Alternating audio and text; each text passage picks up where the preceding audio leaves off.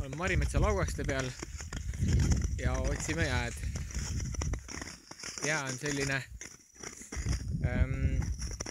annaks hindeks 3 praegu, sest vahepeal on sellist topeltjääd nagu ja siis võtab uisu kinni. Aga siis ongi selles suhtes huvitav siin praegu, et tuleb otsida sellist läikivat valget jääd, siis saab sõita küll täitsa. Et ongi oma raja otsimine ja tuleb otsida läikivat jääd. Muidu on äge, nagu ikka rabalaugastel uisutamine. Saarite vahel soppides.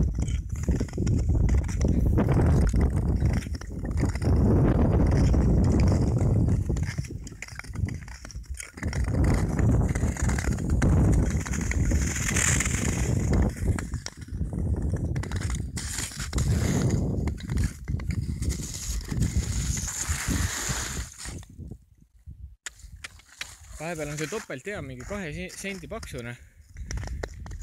Aga varsti ehk kui nüüd veel on soojasid ilmasid, et siis sulab ära, sest jää on väga paks praegu.